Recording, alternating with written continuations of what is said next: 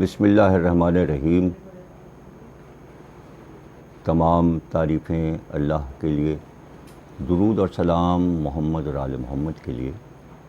اس programme کے تحت اردو زبان اور لغت، اردو زبان کے محاورے، اردو زبان کا روزمرہ، اردو زبان کی کہاوتیں اور خاص لفظ جو کہ ہم روز اپنی روزمرہ کی گفتگو میں ادا کرتے ہیں، اس پر ہم روزانہ پروگرام کریں گے۔ جن حضرات کو جو نئے لوگ ہیں اور جو ابھی زبان کو نہیں سمجھے ہیں، اردو زبان کو سیکھیں اور سمجھیں تاکہ ان کو صحیح اردو بولنا آئے، اور ان کو یہ پتہ ہو کہ ہر محاورے اور کہاوت کے پیچھے کیا اس کی لاجک ہے اور اس کے پیچھے کی تفصیل کیا ہے۔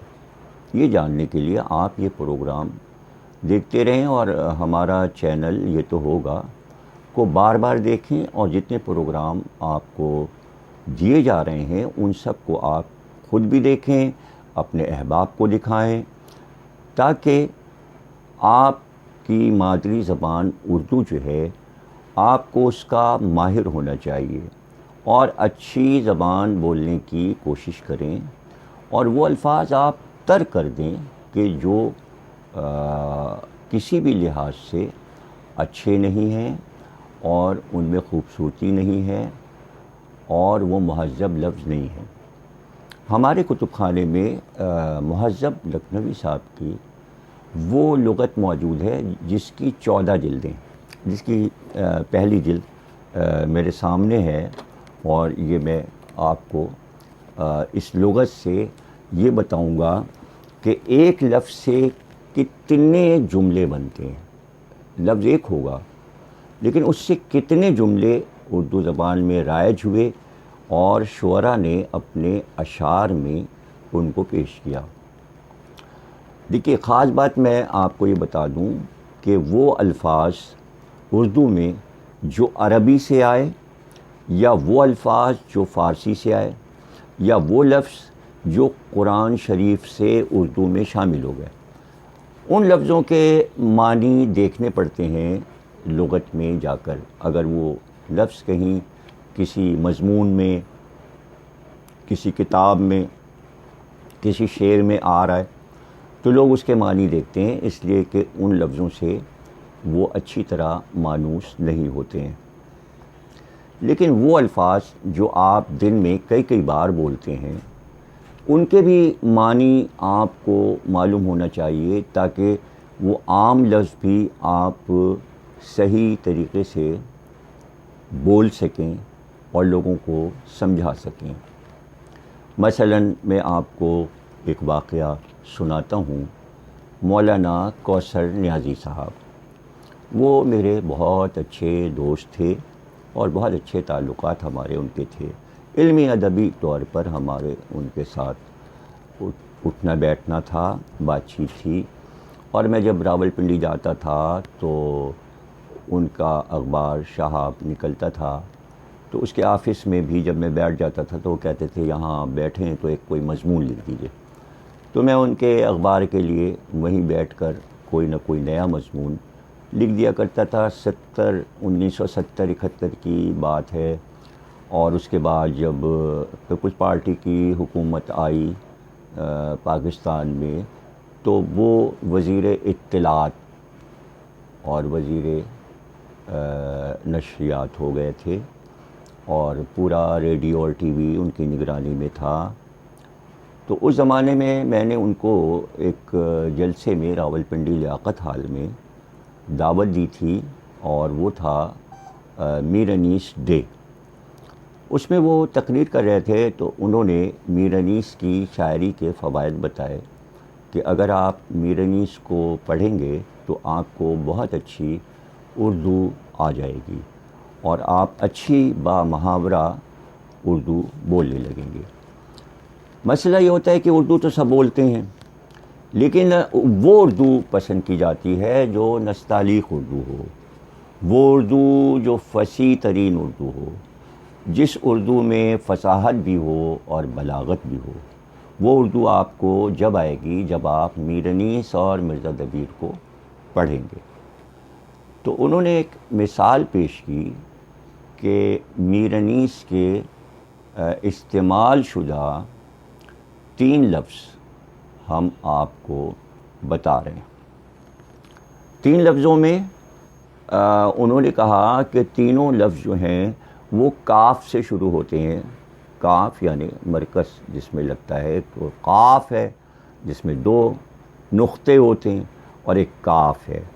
قاف عام طور سے نہیں بول پاتے پاکستان کے نوجوان لڑکے، قاف کو بھی کاف بولتے ہیں۔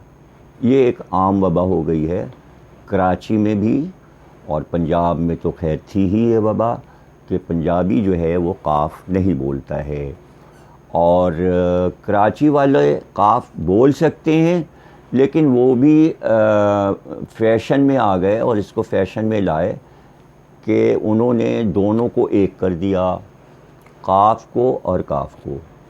تو یہ بہت ہی ہمارے لیے بھیانک مسئلہ ہو گیا ہے زبان کے لیے، اور یہ اردو زبان کی بہت بڑی توہین ہو رہی ہے، یہ اردو زبان کی بے عزتی ہو رہی ہے نئی نسل کی وجہ سے، کہ وہ زبان کو خراب کر رہے ہیں، جس میں کراچی کے نوجوان لڑکے شیعہ سنی دونوں شامل ہیں کہ قاف نہیں بول پا رہے ہیں۔ تو ایک تو قاف ہے اور ایک کاف ہے۔ قاف سے قل ہے، قاف سے قرآن ہے، لیکن کاف سے کاتب ہے، کرتا ہے۔ یہ کاف ہے اور وہ قاف ہے۔ کوثر نازی صاحب واقعہ سنا رہے ہیں اور وہ کہتے ہیں کہ 3 لفظ میں میر انیس کے دے رہا ہوں، اور دیکھیے انہوں نے یہ کس طرح لفظ استعمال کیے ہیں۔ وہ 3 لفظ کون سے ہیں؟ ایک لفظ ہے کہاں، ایک لفظ ہے کون، اور ایک لفظ ہے کچھ۔ کوثر نازی صاحب کہتے ہیں کہ دیکھیے اگر کسی سے پوچھا جائے کہاں کے کیا معنی ہیں، نہیں بتا پائے گا، کچھ کے کیا معنی ہیں نہیں بتا پائے گا، کون کے کیا معنی ہیں نہیں بتا پائے گا، لیکن میر انیس مصرے میں انہی لفظوں کو اس طرح استعمال کرتے ہیں کہ معنی واضح ہو جاتے ہیں۔ اب مثلاً وہ کہتے ہیں کہ میر انیس کہاں کا لفظ کس طرح استعمال کرتے ہیں، تو میر انیس کہتے ہیں انیس دم کا بھروسہ نہیں، ٹھہر جاؤ چراغ لے کے کہاں سامنے ہوا کے چلے۔ اب اس میں کہاں کا لفظ جو ہے وہ واضح ہو گیا۔ اس کے بعد وہ کہتے ہیں کہ کچھ کا لفظ ہے، کچھ کے کیا معنی؟ جو میر انیس کہتے ہیں کہ جب حضرت حر کی لاش پر امام حسین علیہ السلام پہنچے تو امام حسین علیہ السلام نے حر سے پوچھا حر کیا حال ہے؟ تو حر نے کہا کچھ اڑا دیجئے مولا مجھے نیند آتی ہے۔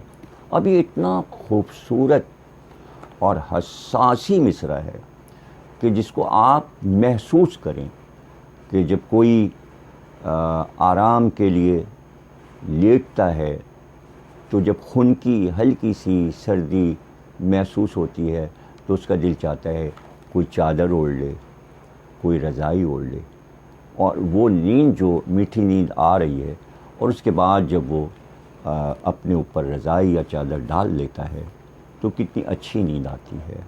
یہی اردو آپ کو سیکھنی ہے اور سیکھنا چاہیے تاکہ آپ اچھی زبان بول سکیں۔ اب وہ کہتے ہیں کہ ایک لفظ ہے کیا۔ میر انیس کیا کو استعمال کرتے ہیں تو کہتے ہیں کہ آج شبیر پہ کیا عالم تنہائی ہے۔ یہاں پر کیا کے معنی واضح ہو جاتے ہیں، اور الطاف حسین حالی جو ہیں ان کا واقعہ لکھا ہوا ہے ان کی سوانح حیات میں کہ وہ عاشور کے دن اپنے کمرے میں ٹہل رہے تھے اور میر انیس کا یہ مصرع بار بار پڑھتے تھے، آج شبیر پہ کیا عالم تنہائی ہے. اور وہ کہتے تھے کہ اگر اس کے آگے کچھ نہ کہا جائے تو یہ مصرع کافی ہے، یہ مصرع خود ہی پورا مرثیہ ہے. تو دیکھیے میں آپ کو بتاتا ہوں کہ مثلاً ایک لفظ لغت میں کیسے، میں لفظ ایک لے رہا ہوں آسان سا، اپنا. اب آپ دیکھیے کہ جب آپ لغت دیکھیں گے تب آپ کو پتہ چلے گا کہ اپنا کے معنی کتنے ہیں. اپنا، اور ہر جگہ شعر میں اپنا لفظ جب استعمال ہوگا تو اس کے معنی بدل جائیں گے. مثلاً ڈاک کا شعر ہے، مقتل میں وہ سفاک جو مصروف ستم تھا، آگے صف عشاق سے اپنا ہی قدم تھا. اب اپنا کے معنی، پھر یہ معنی بدل جائیں گے. سلسلہ زنجیر کا یہ مجھ سے برپا ہے کہ آج پیر اپنا جانتے ہیں سارے دیوانے مجھے. پیر اپنا جانتے ہیں، جرأت کا شعر ہے. پھر معنی دیکھیے بدل جائیں گے. صبا لکھنوی اسی اپنا کے لفظ کو، تو پہلا اپنا جو ہے اس کے معنی ہے میرا، ہمارا، یہ فصیح لفظ ہے. اس کے بعد دوسرا شعر جو میں نے آپ کو سنایا، اس میں اپنا کے معنی ہو گیا خود. تیسرا اپنا جو ہے اس کے معنی بدل جائیں گے. یہاں پر اپنا کے معنی غیر کی ضد ہو جائے گا، اور اس کا استعمال دو طرح ہوتا ہے. شعر آپ سنیے گا کہ خضر کا کام راہزن سے لے، کام وہ کر کہ غیر اپنا ہو. اب یہاں پھر معنی بدل گئے. گلا غیر ہے بیجا جو کروں اپنوں سے، دل طرفدار بتاں ہو گیا اپنا ہو کر. یہاں پھر اپنا کے معنی بدل گئے.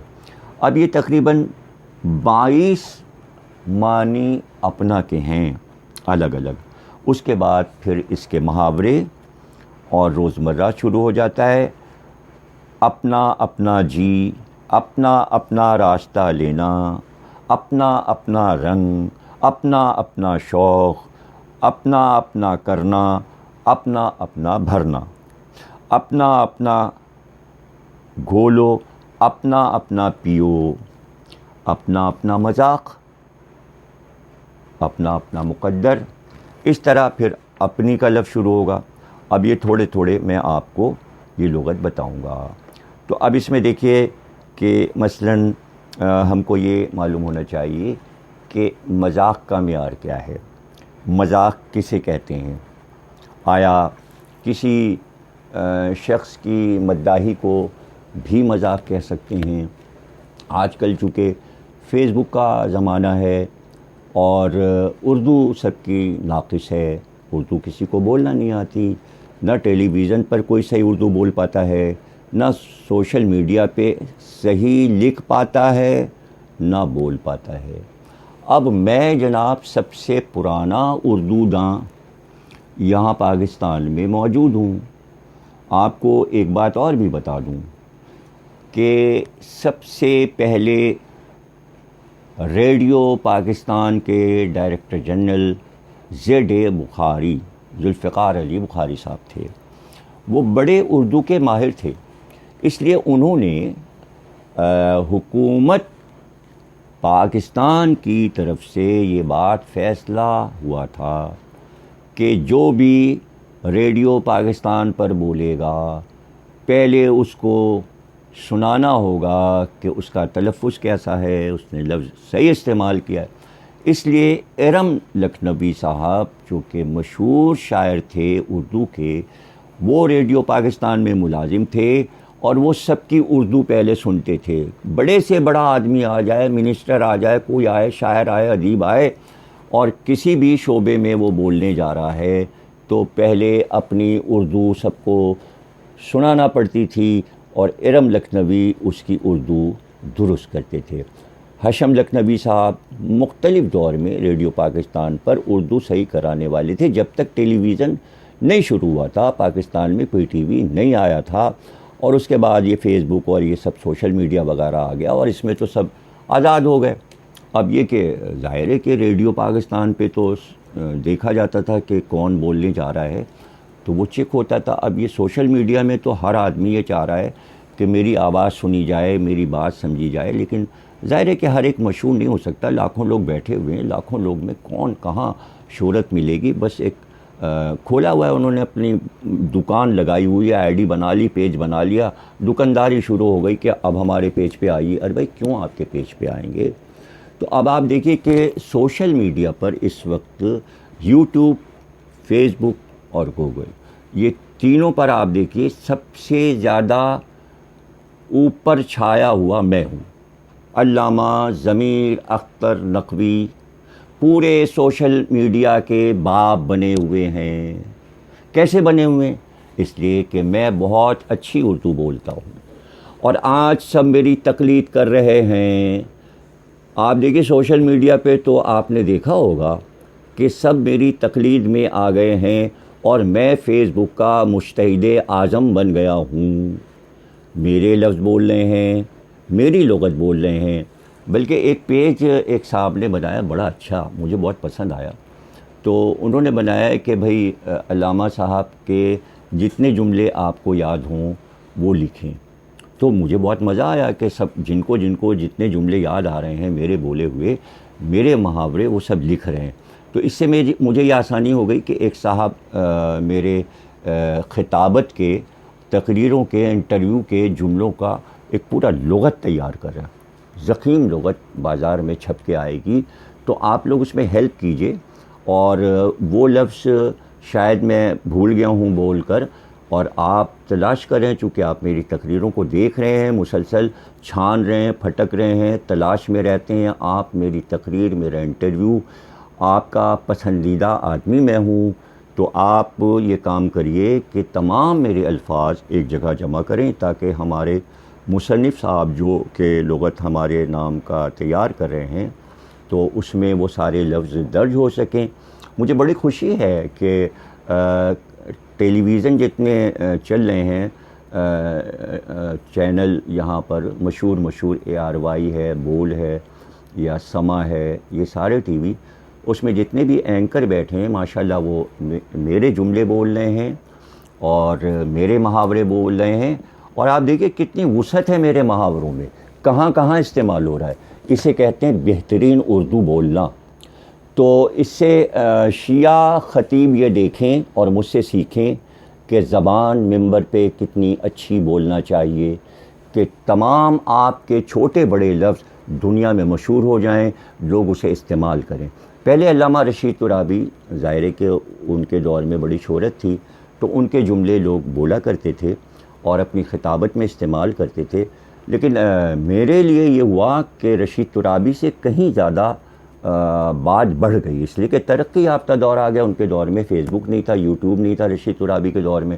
اور بھی پرانے خطیب ان کے بارے میں آپ کو بتاؤں گا کہ وہ کیسی زبان بولتے تھے. سارے خطیب ہندوستان کے, پاکستان کے ہزاروں خطیبوں کے جملے مجھے یاد ہیں, ان کی تقریریں یاد ہیں. وہ سب میں آپ کو اسی پروگرام میں جو زبان اردو پر میں کر رہا ہوں پروگرام میں آپ کو بتاؤں گا. تو فیس بک ہونے کی وجہ سے میں اوپر چلا گیا, تمام علماء, خطیبوں, ادیبوں, شاعروں سے بہت اوپر 7ویں آسمان تک میں چلا گیا ہوں. اس لیے کہ گھر گھر, جگہ جگہ, بچہ بچہ, بوڑھا, کیا خاتون, کیا لڑکی, کیا لڑکا, سب میرے محاورے بول رہے ہیں اور بول کے خوش ہو رہے ہیں. تو مجھے بہت خوشی ہے. آپ زبان سیکھتے رہیے, میری تقریریں سنتے رہیے, میرے پروگرام دیکھتے رہیے. نئے لفظ آپ میری کتاب سے بھی نکالیں, میری کتابیں بھی پڑھیں, تقریریں غور سے سنیں. انشاءاللہ بہت اچھے محاورے اور جملے ہم آپ کو دیں گے, اور اس طرح آپ کے پاکستان کی عزت بڑھے گی, قوم کی عزت بڑھے گی, مسلمانوں کی عزت بڑھے گی, شیعوں کی عزت بڑھے گی, سنیوں کی عزت بڑھے گی, اور آپ کے بچے ہم سے سیکھ کر بہت اچھی زبان بولنے لگیں گے, اور ہماری مادری زبان اردو جو ہے اس کا وقار بلند ہوگا. آپ ہم سے سیکھیں, سیکھتے رہیے. اس لیے ہمارا چینل یہ تو ہوگا, آپ دیکھتے رہیے, بار بار دیکھیے, ڈھونڈ کر تلاش کر کے ہمارے پروگرام دیکھیے. یہ سلسلے وار پروگرام آئے گا, ہم اپنے جملے بھی آپ کو سناتے رہیں گے. دیکھیے کتنا خوبصورت جملہ ہے. ہمارے لیے یہ کیسا کمال ہوا کہ پاکستان کے مشہور شاعروں نے میرے جملوں کو ردیف اور قافیہ بنایا. اتنے شعر کہے گئے. مثلاً یہ تو ہوگا، اس پر دیکھیے کتنی منقبتیں مولا علی پہ لکھی گئیں.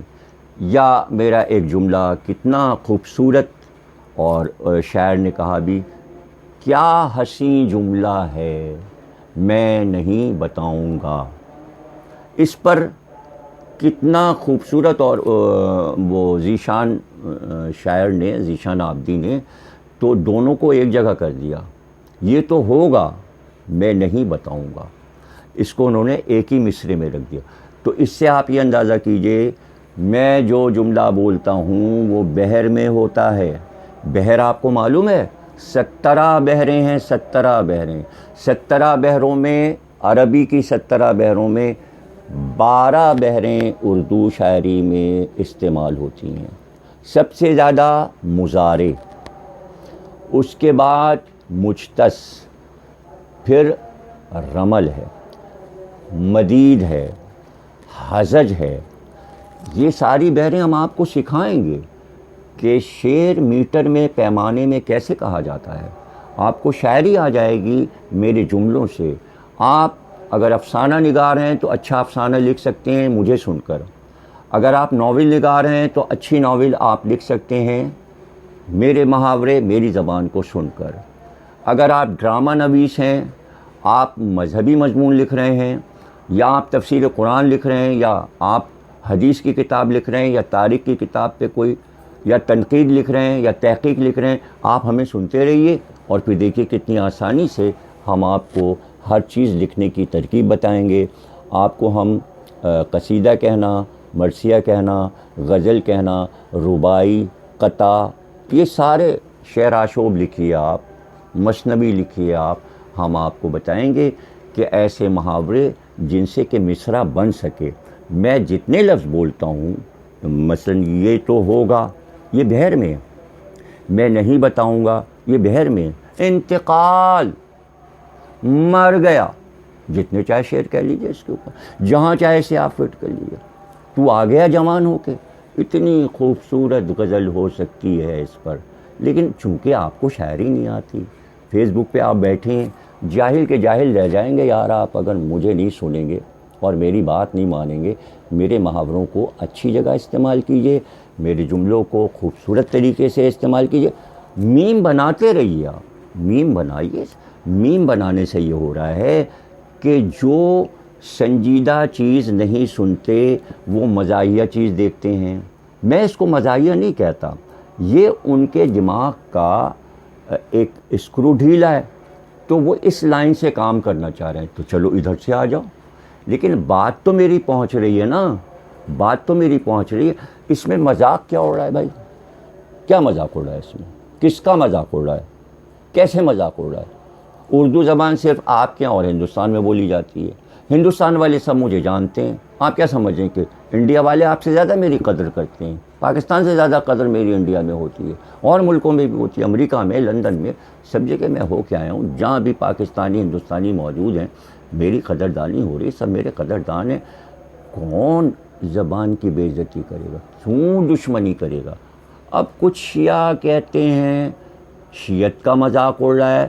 شیعوں کے لیے میسج، ہمیشہ شیعوں کا مذاق اڑایا ہے سنیوں نے پاکستان میں. دیواروں پہ لکھا ہے شیعہ کافر، شیعہ کافر. اس وقت تمہارا مذاق نہیں اڑا تھا جب تمہیں کافر کہا گیا اور اسمبلی میں نوٹ پیش کیا جا رہا تھا کہ تمہیں کافر قرار دیا جائے تو تم کہاں بیٹھے ہوئے تھے؟ تمہارا مذاق متا پہ اڑتا ہے. سارے سنی تمہارا مذاق اڑاتے ہیں متا متا متا متا کر کے. شام غریباں کا مذاق اڑایا گیا. اسی کراچی میں، اسی پاکستان میں کہا گیا شیعہ اپنے علموں پہ سنی بچوں کو حلال کر کے اس کا خون چھڑکتے ہیں. اسی کراچی میں کہا گیا کہ شیعوں کی بریانی نہ کھانا، وہ تھوک کے دیتے ہیں. اسی جگہ پروپیگنڈا ہوا کہ اپنی بریانی میں یہ سنی بچوں کو حلال کر کے اس کا خون ڈالتے ہیں. اسی جگہ پروپیگنڈا ہوا کہ شیعہ اپنی نظروں میں ذوالجناح کی لیڈ ڈالتے ہیں. یہ تمام چھاپ چھاپ کے پرچے بانٹے گئے، تب تمہارا مذاق نہیں اڑا تھا۔ میں تو تمہاری عزت بنا رہا ہوں، میں نے تمہاری عزت بنا دیا شیعوں، اور تم کہہ رہے ہو بے عزتی ہو رہی ہے۔ اب رہ گئے سنیوں کی کیا بے عزتی ہو گئی بھائی؟ کیا میں نے ایسا کہہ دیا سنیوں کو؟ ہمیشہ میں نے اتحاد کی بات کی ہے، کبھی میں نے سنیوں کا مذاق نہیں اڑایا۔ اڑا سکتا ہوں میں، اس لیے کہ ایسی باتیں سنیوں نے اپنی کتابوں میں لکھی ہیں کہ اس کا مذاق بن سکتا ہے، چاہے بریلوی ہوں یا دیوبندی ہوں۔ اگر میں نے کتابیں پڑھنا شروع کی اور میں نے مذاق اڑانا شروع کیا تو آپ کے پیروں سے زمین نکل جائے گی، جبکہ میں نے مذاق نہیں اڑایا۔ اس طرح کی حرکتیں نہ کریں، یہ میں نے دکھاوے کا غصہ کیا۔ آپ سمجھے سنجیدگی؟ نہ سنجیدہ تھوڑی۔ وہ جو میں نے انٹرویو دیا تھا نا، نہیں بتاؤں گا، وہ میں نے آپ کے ساتھ مذاق کیا تھا یار۔ اچھا اس کے بعد بتائیے کتنا اچھا انٹرویو، میں نے کتنا نرم انٹرویو اسامہ کو دیا بول میں۔ بھائی لہجوں کا ماہر ہوں، جب چاہوں غصہ کر کے دکھا دوں، جب چاہوں محبت کی نگاہ ڈال دوں، سمجھو۔ شیر کی نگاہ سے بھی دیکھتا ہوں اور ہرن کی معصوم نگاہ سے بھی دیکھتا ہوں۔ میم بناتے رہو، اب تمہیں یہ کام آ گیا ہے، تم کرتے رہو۔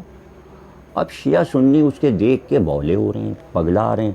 کمنٹ کرنا نہیں آتا، کمنٹ کرنے کی تمیز نہیں ہے، وزن نہیں آتا، کہاں پر کون سی بات کہنی ہے۔